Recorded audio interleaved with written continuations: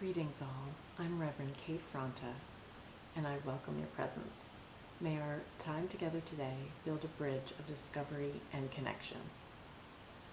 As more and more of us are confined to our homes due to the coronavirus, we have many choices in how we can respond. We can feel frustrated, caged, and thwarted, of course.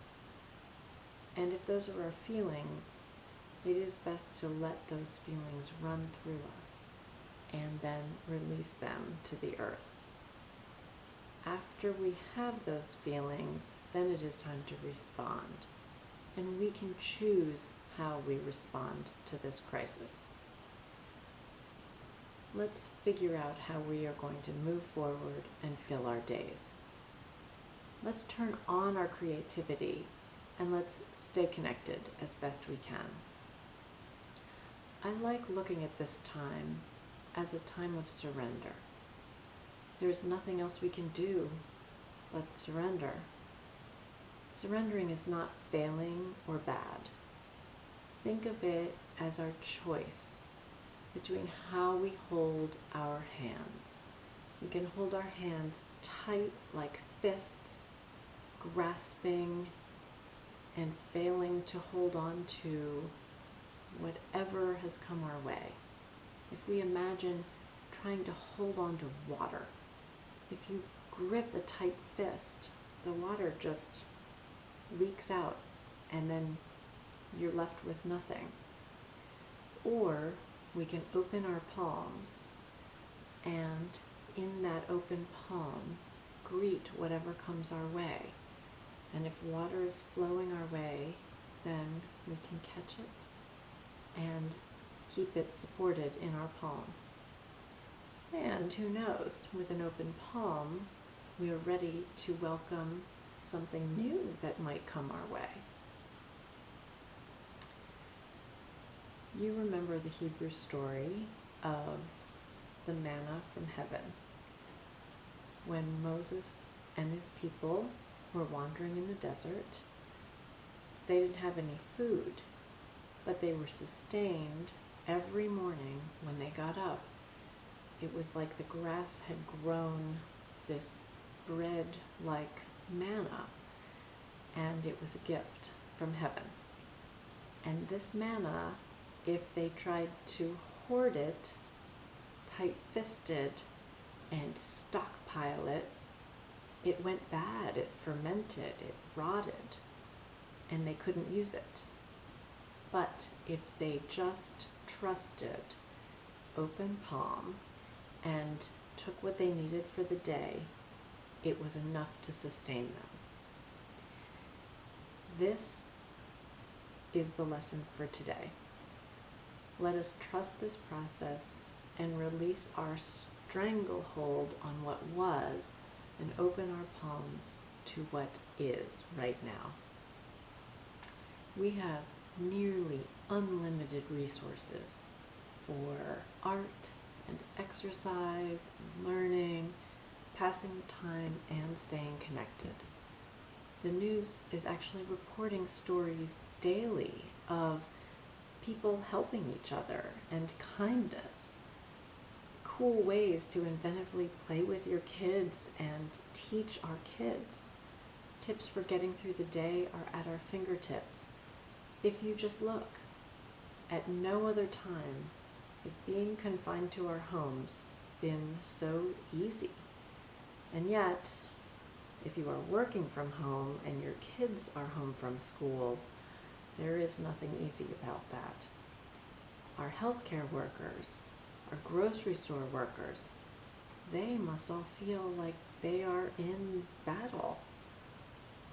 But let's pause a moment and let's send them some gratitude for all of their dedication. To all of the unsung heroes, and the ones that are commonly recognized, like the doctors and the nurses on the front lines of any infection.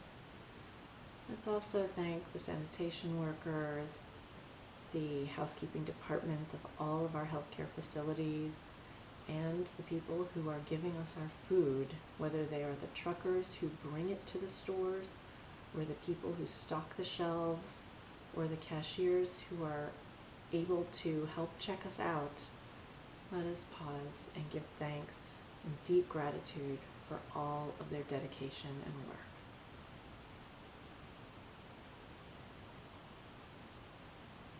May each of those workers walk in peace. The bulk of us are not in battle. The news may be telling us we are, but most of us are just hunkered down, waiting to get the all clear to leave our homes. People around us may not be coping well.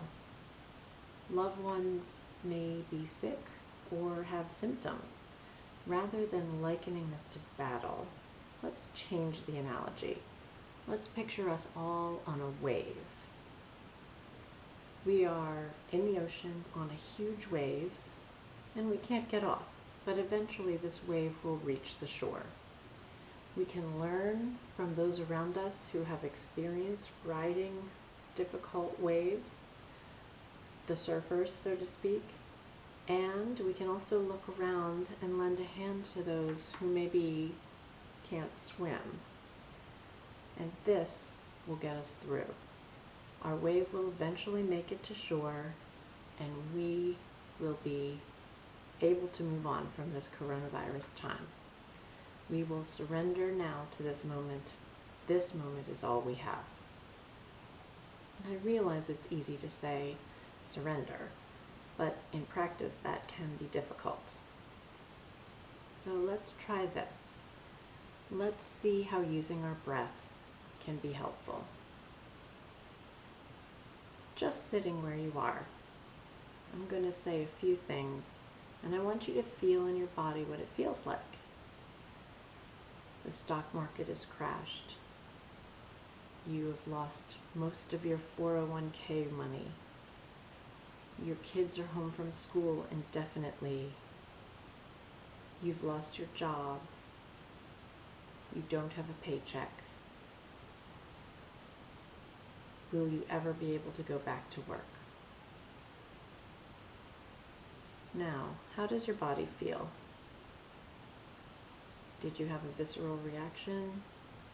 Did fear lodge in your throat? Did your belly tighten? How is your breathing? Is it shallow, rapid? Now, let's work with some different images. Take your breath, breathe nice and deep. When you inhale, deeply hold that breath for 2 counts, and then exhale all of the breath out of you. And when you're at the bottom of your exhalation, hold for 2 counts. So inhale, hold for 2, and then exhale all of the breath out of you. So you're completely empty, and hold for 2. Now, return to just noticing your breathing. All will be well. All we have is this breath, and this breath is enough. I have air in my lungs. I have had food for the day. I am complete. I am confident and capable, and I will get through this. We will all get through this. Now feel how your body feels. Has your breathing deepened, quieted? Did the fear come out of your throat as your belly relaxed? The power of our breath is the way we will surrender. Just breathe into this moment. This moment is truly all we have. We don't have a future. Nothing is guaranteed. And the past has already happened. Let's breathe now together into this moment. Breathing into our discomfort is a way to actively face our fears. so gently and start the surrender process. We can find a way to let go of worry and accept what is happening. From this place, again with the open palm, we will make the space for the creativity to take hold and to generate solutions to allay our fears, the solutions to implement when we are finally allowed to leave our homes. If you are one of us who has a loved one in lockdown in a skilled care facility, my aunt and my grandmother are in 2 separate facilities about 430 miles away from me. And there's no one there to check on them. No one's allowed in. What are we to do, especially if one of our loved ones has dementia? Now, I'm lucky I can call my grandmother and my aunt on the phone, and they'll answer, they'll talk, they're perfectly fine, they're just stuck where they are, kind of like the rest of us. But if your loved one has dementia, that's a really tough situation to be able to accept. Well, the one suggestion I have is to offer in the facility to the staff, offer your contact information. If the residents are able to visit each other still, in some places they can, then see if the facility can find a resident who is willing to be the ambassador, who will visit your loved one and then call you with a report. Sometimes that face-to-face visit, especially in clients with dementia, is really necessary. The technology loses that personal touch. So if your facility will do that, and if the residents are able to still visit with each other within the facility, that is your best bet. And that is not a HIPAA violation if you are just leaving your information and a resident volunteers for that opportunity to get in touch with you, to keep tabs on your loved one for you. If that's not an option, then again, we must surrender completely and trust that the staff at the facility is doing the very best they can and will take care of our loved ones to the very best of their ability. This is a tough one to accept, but breathe into it, lean into it, and learn to trust. And this will be a great gift if we can learn to trust each other in this time. The stories that people are sharing are so moving. Perhaps if you can't tend to your loved one because he or she is far away, you could find a neighbor who may be shut in locally, and you could offer to do the grocery shopping and, of course, leave the groceries at the door since we're socially distancing.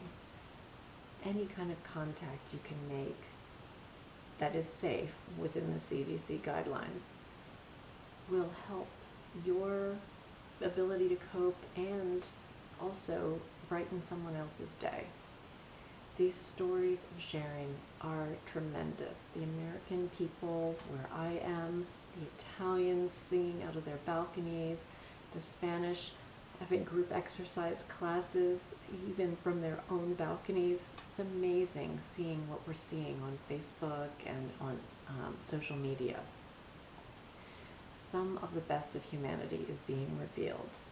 The best caring, the best inventiveness, creativity, the best parenting tips, and deep appreciation for some of the folks that we don't always recognize.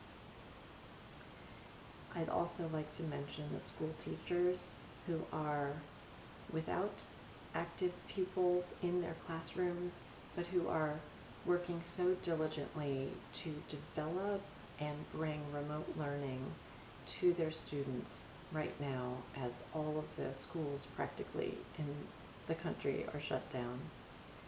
Many, many thanks to all of our teachers and educators. So let us please stay in gratitude for our health, for our connection to each other, and for being alive at this time. We are on a challenging wave right now. So let's all surf it together as one big community.